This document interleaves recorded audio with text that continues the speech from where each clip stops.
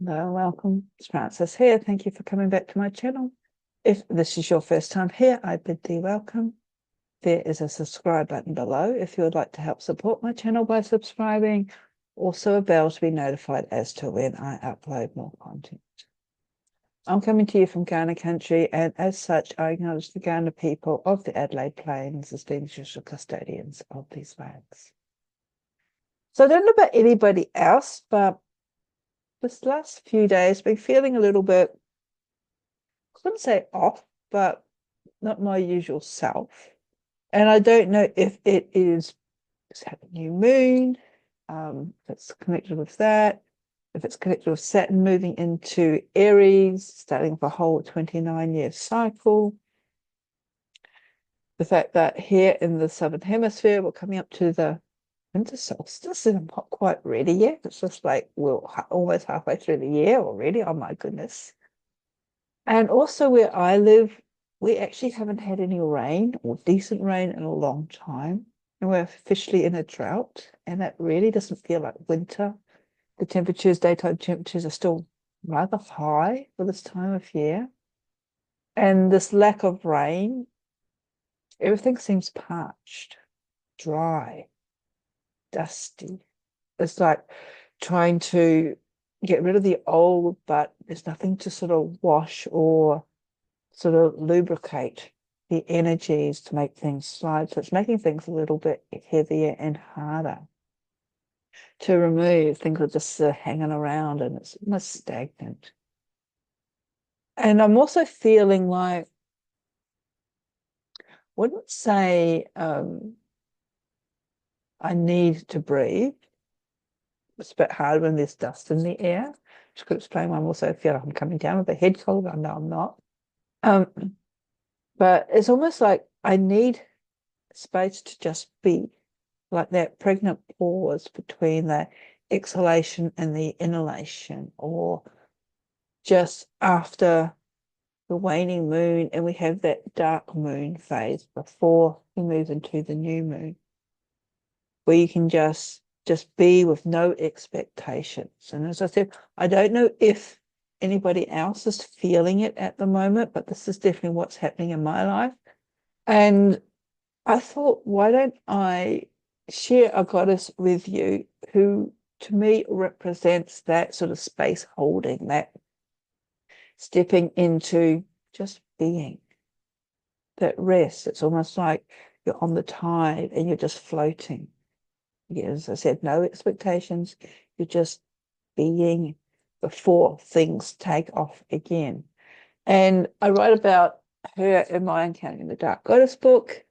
And the journey that I would like to take you on after I just sort of introduce her is actually based on the meditation that's in that book.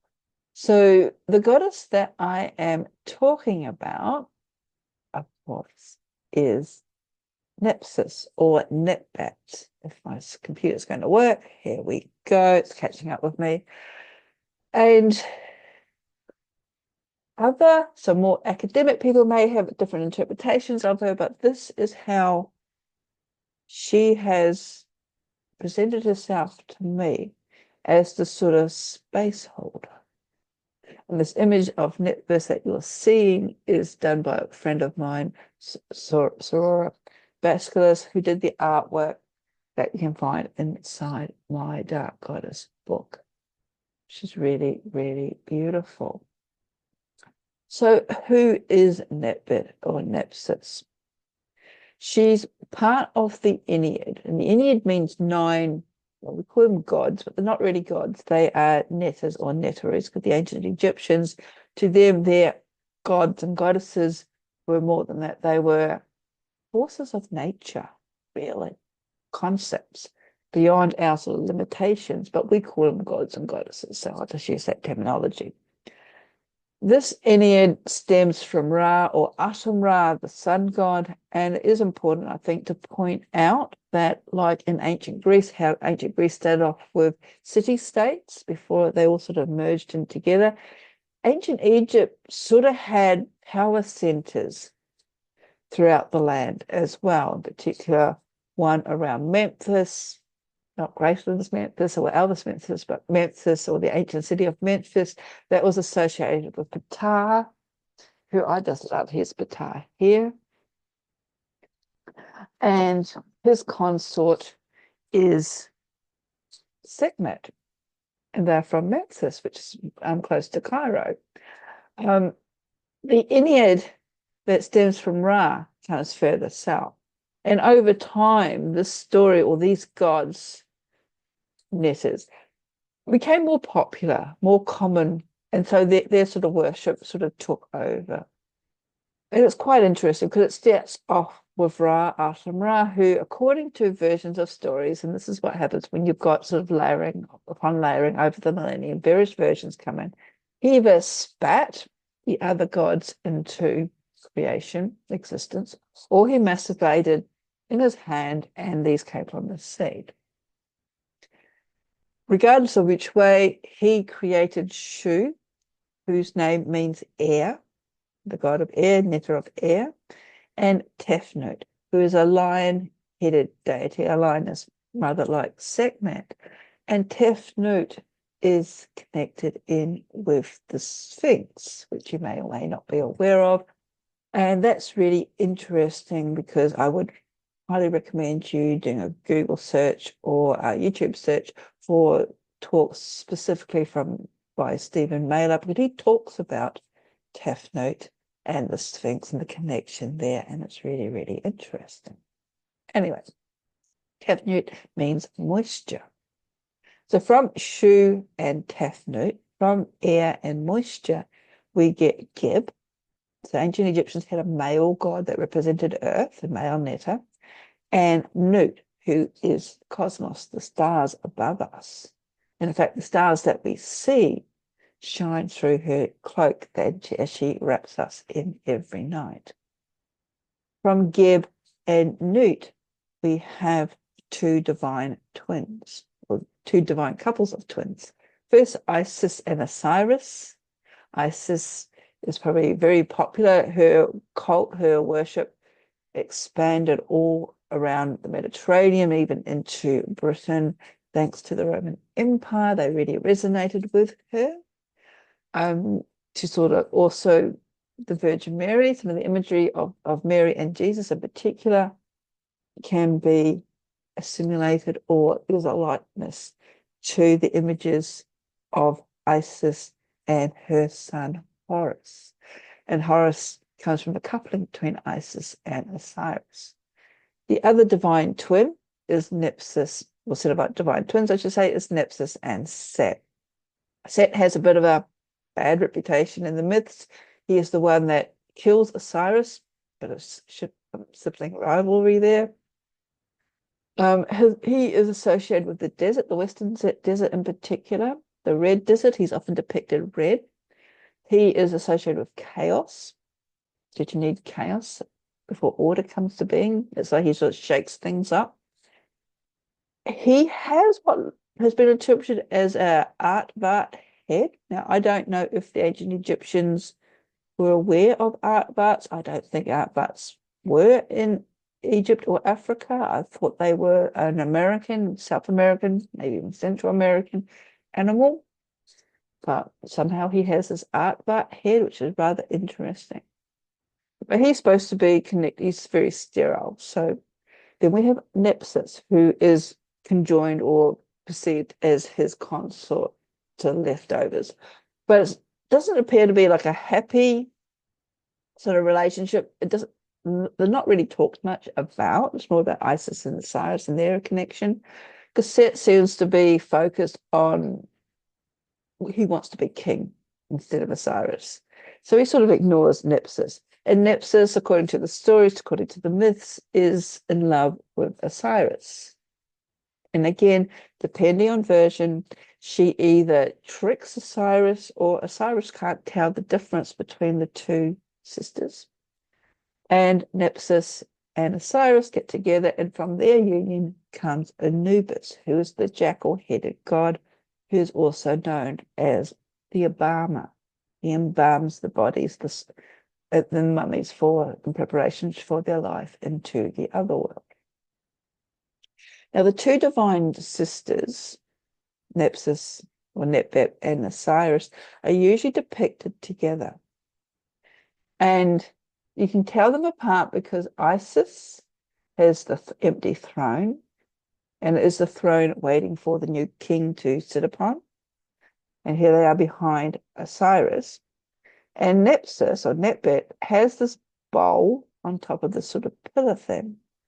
Now, this rectangular pillar thing actually represents the house or the mansion. And we see it also in some of the hieroglyphs where they talk about Hathor.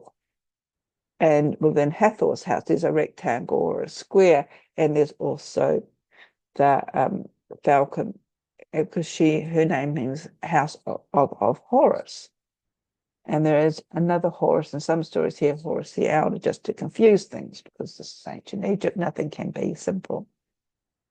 But one of the titles for Nebet or Nephthys is that she is the lady or the mistress of the palace, of the house, and in some interpretations also of the tomb. So to me, and I'm not an archaeologist, I'm not an Egyptologist, this is just how I work with the deities through my ritual practice and meditations. To me, she is that space holder. She holds the space. She holds the area for the house. She's the lady that you need to sort of like go through to enter that house. And she is the owner of it. I also see the two female deities here, the two sisters, as almost polar opposites to each other. They sort of mirror each other. We've got Isis, who's out there, who is like the sun. Everybody knows about her. She's everywhere, very popular.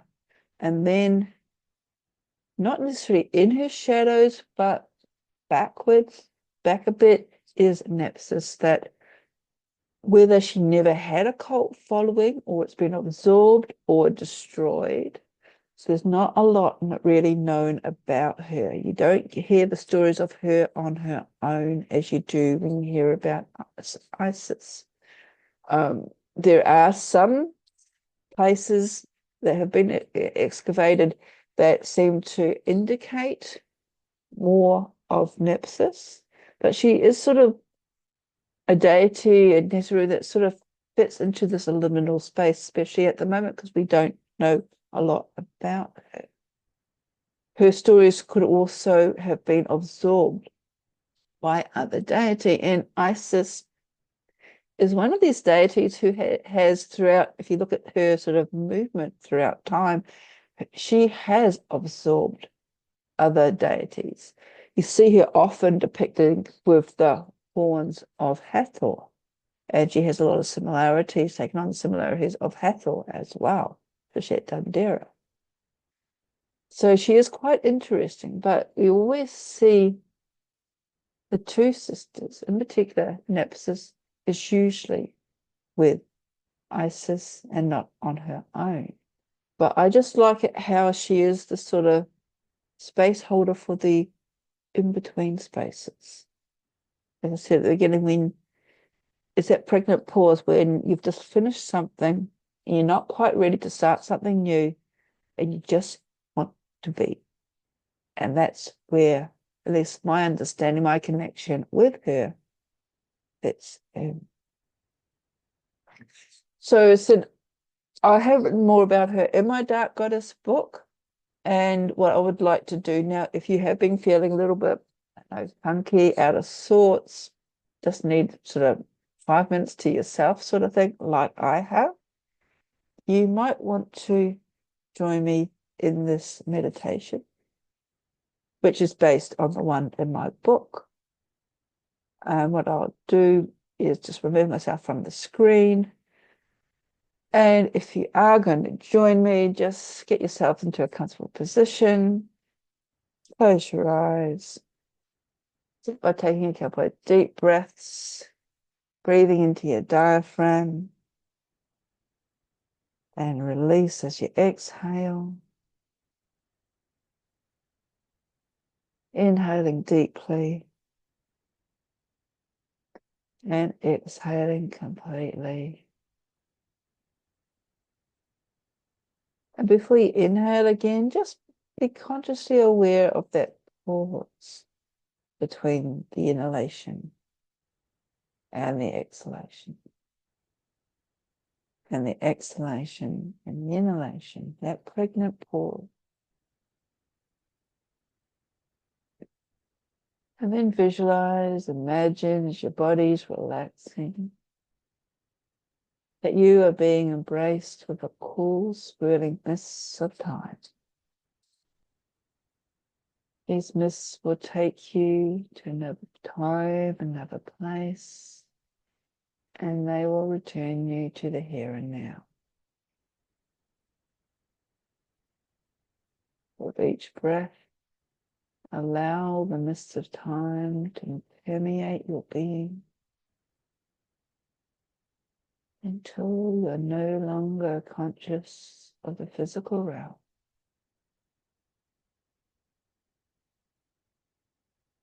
And with each breath, you are being transported back in time, back to the time of the ancient kings of Egypt.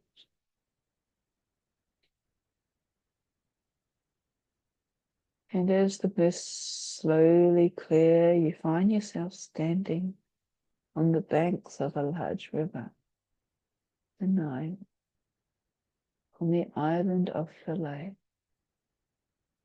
the chief shrine of Isis, the holy of all holy, before it was relocated when the Aswan Dam was built. And take account of your surroundings and what you're wearing. And as you do, you become aware of the other pilgrims like yourself, making their way towards the shrine. It was early in the morning with the sun just beginning to rise. And you climb the steps to come to an open court surrounded by gigantic granite pillars, each one beautifully carved and painted with the various letters of the land. You enter a colonnade, and on each side are two small temples. Stop at one of these to be purified with water and incense, thus making you fit to enter the great temple of Isis.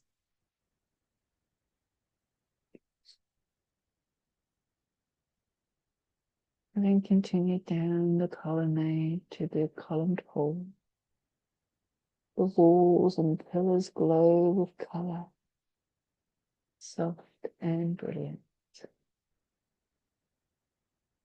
And the priesthood here is gathering a select number of pilgrims.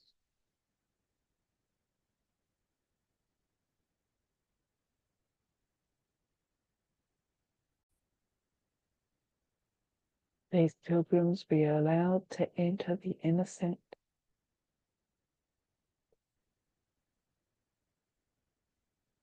And you hold to your chest your special offering to the goddess.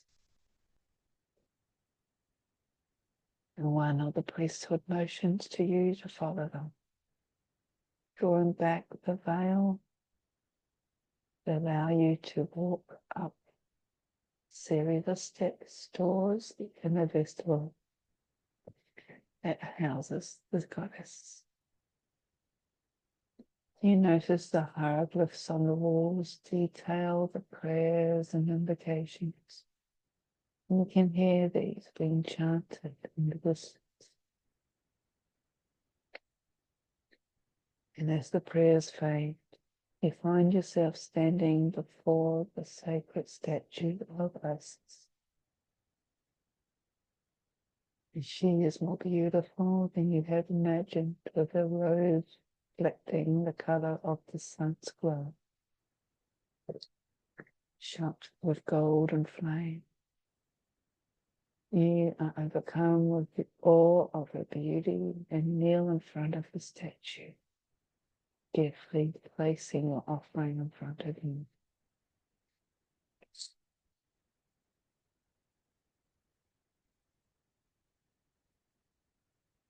After a moment, you become aware of a movement in front of you. Looking up, you see emerging from the statue is the Nebet-Het herself. You are not afraid as her loving presence embraces you.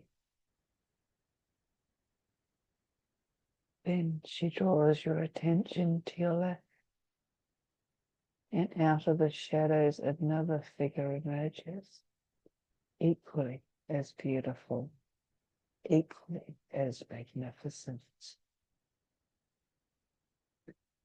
Draped in a cloak of velvety blackness, echoing that of the midnight sky and scattered with glittering star-like points of light. This figure could be a double of Isis, yet she isn't. She is Nebet-Het, Nephthys, the twin sister goddess of Isis, and she speaks to you. I am Nephthys, daughter of Geb and Ennead. I am Nephthys, sister of Isis and Osiris. I am Nephthys, sister wife of Set and mother of Ennead. I am Nephthys, mistress of the house, the home of the sun god Horus. I guide the newly dead and comfort their family. I am the queen of magic, of secret knowledge and of prophecy. I am the teacher of religion as well as ritual. I am a goddess of my arts. I am that part of you that guides you, that influences you, that part that threatens you, that makes you feel inadequate, even ashamed. I am the darkness to Isis's light. I am death. I am decay and immobility. Yet, without me, you will never experience the true power of my sister's strength. Without me, you will never know how to appreciate life, for the two of us must be. I am there to greet you at the beginning of your life. And although you may forget me,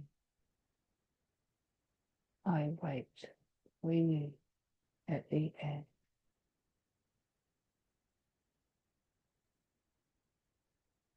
Nebet steps forward and presents you with a gift. This gift may be an object, a secret password of praise. It may even be a key to unlock the meaning of the future dreams. Slowly you become aware of the continuing prayers of the priesthood. And you are alone in the inner vestibule of the temple. Your offering is gone, has been accepted. Make your way back past the hieroglyphs, down the steps, through the veil that separates the inner vestibule from the outer temple. You catch an approving nod from one of the priesthood, as if they knew what you experienced. You move past the pillars of soft and brilliant colour, through the great pylon and down the colonnade where the purification temples are held. You move past the gigantic granite pillars in the open court and descend the steps until you reach the banks of the River Nile. And you notice that the sun has risen quite considerably from when you first entered the sacred temple. And you feel at peace, standing on the riverbank. The mists of time begin to swirl around you, for it is now time for you to turn to the present and to bring the gift of Nephthys with you. Taking another deep breath in, and as you exhale, begin to wriggle your fingers and toes. And when you're ready, open your eyes and welcome back.